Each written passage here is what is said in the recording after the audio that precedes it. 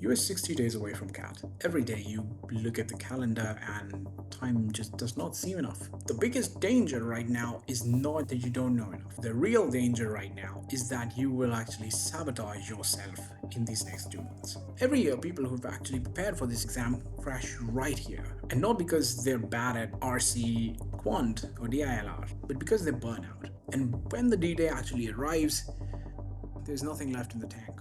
Now, burnout does not happen overnight, okay? It slowly creeps up on you. If you can spot it, manage it, and bounce back, then you'll naturally walk into the exam much sharper and much calmer. And of course, with all that comes a greater chance of actually performing well. And I mean, this is nothing new. When I gave CAT in 2019, I went through this myself. Some 2.5 months before the exam, I thought I would outsmart time. So I created this Elon Musk style schedule where every minute of the day was neatly planned. So revision, mocks, mock analysis, everything was neatly slotted. This sounds amazing on paper, but unfortunately real life does not work like that. So बैठे तो 1 घंटे के लिए थे, लेकिन उठे तब जब घर वाले चाय लेके आ गए कि बेटा उठ जाओ. So needless to say, the entire schedule was collapsing day after day. तो schedule तो बना लिया था Elon Musk style का, लेकिन आधा दिन guilt में ही जाना था. To solve this problem, I did pretty much what everyone else does. You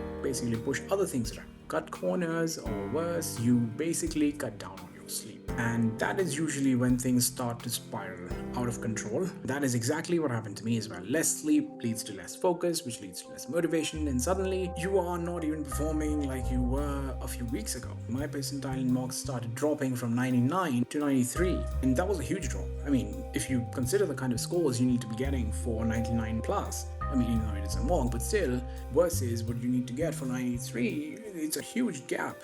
No, actually, it's a gulf. And the worst part isn't even that. The worst part was, I was angry at myself. And of course, which made everything just so much harder. If you have felt something like that, drop a comment. Because I actually want to know what is the toughest part of this journey for you. I learned this the hard way, but burnout is not fixed by working harder. You actually need to do the exact opposite. So let me break down the kind of traps that I fell into and the fixes that actually worked.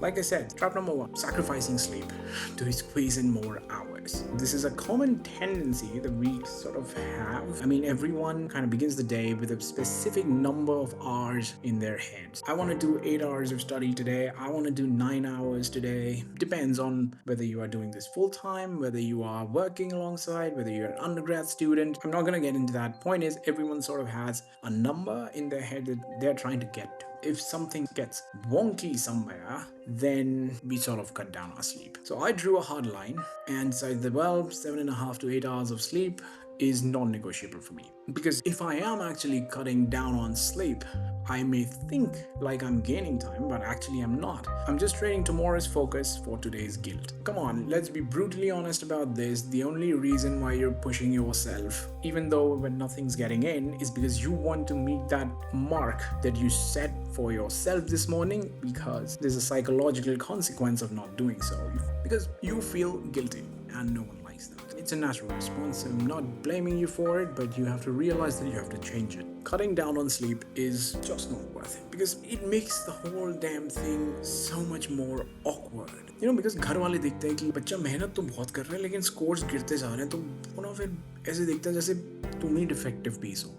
I don't think anyone likes that or wants that, so just don't do that. Trap 2 is thinking that studying is the only productive activity out there. And if you're preparing for an exam, that is the only thing you need to do and nothing else. That's simply not true. In fact, it is a very quick and easy way to actually land yourself in a situation where you can be burnt out. But I actually went on a whim and started, forced myself, basically, to jog in the evening. And it wasn't even me who forced myself. Someone close to me who actually did that. I'm not talking about heavy workouts or anything too strenuous or anything like that. Just movement, get some fresh air. And maybe pet a dog while you're at it or talk to someone. The point is, when you go do some sort of physical exercise, you sweat. Sweating actually reduces cortisol, which is your stress hormone. And guess what is the number one thing that is all the way up here when you're preparing for a stressful exam? I didn't start jogging for science, I just wanted a breath of fresh air. But it ended up doing a lot of things that I had not thought it would do. And for one, it made me more energetic and it ended up giving me back the energy that I didn't think I had. And as a bonus, confidence भी बढ़ेगा. Good for the exam. And बिना confidence के कैसे clear करोगे interviews? And बिना interviews clear करे कौन से top 20 को ले रहा है तुम्हें? So maybe you want to actually start doing some sort of light exercise, just to get the body going, just to get that confidence levels boosted and all the good stuff. Now, trap 3 is very closely related to the previous one that we talked about, and that is letting CAT or any other exam like that take over every corner of your life. Remember the Elon Musk themed schedule that I made earlier? I mean, guess what it did not have? And especially when you're preparing for an exam, the kind of things that you often hear are, well, you should be working. You should be studying this many hours a day. That topper used to study that many hours a day and all that stuff. So it is very easy to sort of lose yourself in that noise and start thinking that this is it.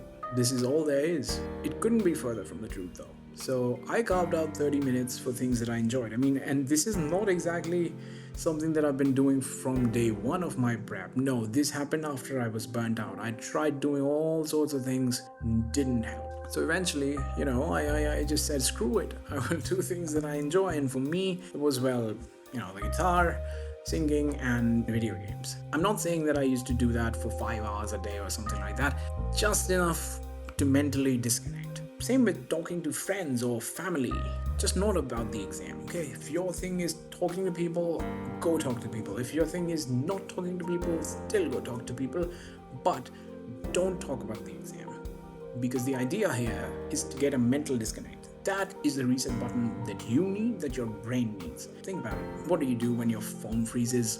You restart it, right? So same principle here. You sleep, you disconnect, you go out for a jog, or exercise, you disconnect, you do something that you like, you disconnect instantly. And that is exactly what you need to deal with this. That disconnect, that reset is what your brain is looking for. So that is the pattern here. You must be thinking, bhai, वो सब तो ठीक है लेकिन guilt में नहीं ले पा रहा break. Because like I said, if you are so fixated with this idea of productivity that you just are considering the total number of hours that you're actually putting up while ignoring the real output, that is not productivity. So that voice in your head which is saying that, I'm wasting time, just ignore it. Just ignore it, okay? Please. Because what you're doing here by ignoring this is buying back your focus. It's a necessary step in this journey. Any topper is going to tell you that. Every teacher is also, okay, maybe that is a bit too extreme. Most teachers are going to also tell you this at some point, provided that they are convinced that you are actually studying and burning yourself out instead of trying to find excuses for not studying. So as long as you're studying and burning yourself out, this advice holds. While all this is fine, I want to actually paint a bigger picture for you, just so you can visualize what this exam represents and what you have to look forward to after you've cleared this. Life is actually much bigger than this exam. So don't let this exam become so threatening in your head that you start setting unrealistic goals for yourself and burn yourself out without even getting there. So be open to recalibrating your goals if they're doing more harm than good. But to do that, you have to understand the nature of this exam. CAT is hailed as the gateway to the best B schools of the country. They want people who can look at a challenge, analyze it, strategize for it, execute it, all under pressure. They've designed the exam with that in mind as well. Tomorrow, when you work in a position of authority, you will be working on projects that will span many, many months, if not years. Learning how to manage life and burnout is a critical skill that you need, not just for this exam, but in life. The life that you're actually signing up for by giving this exam. You can't be like, well, एक महीना बहुत मेहनत से काम किया यार, अब burnout हो गया, अब मैं एक हफ्ते की लीव पे जा रहा हूँ, कल क्रिटिकल मीटिंग है एक स्टेक होल्डर के साथ, लेकिन बर्नआउट भाई अगले हफ्ते करेंगे. You will be required to keep the energy up, and postponing meetings like that straight out of an IIM is frankly not your call. So even at an IIM, dealing with academics, placements, competitions, assignments, projects, extracurriculars. It is far more daunting than the exam itself. Don't worry, you will soon find out. Learning how to deal with burnouts is not only going to help you crack the exam, but it's also going to help you manage your energy levels and your motivation levels while you're going through the journey of getting an MBA. It will test your limits, but the whole journey is going to be easier if you know how to manage your emotions and yourself. Burnout is real. It's going to happen to nearly everyone at some point. It is beatable if you can spot it. Please keep this idea in your head. It is not the number of hours that actually moves the needle, but the quality of those hours. 10 घंटे में एक topic को master कर सकते हो या फिर 50 घंटे उसे बस घसीट के चला सकते हो. तुम सब बहुत स्मार्ट लोग हो यार, तो तुम्हें पता है इसमें सही चीज़ क्या है और प्रोडक्टिविटी भी उसी को. That's the whole essence of this video. So if this helped you, please share this with a friend who is having trouble or dealing with burnout or is on the verge of dealing with burnout. Subscribe so you don't miss the next video. I'm going to be breaking down some time management tips that are going to be essential in these 2 months before the exam. Thank you. Go study now.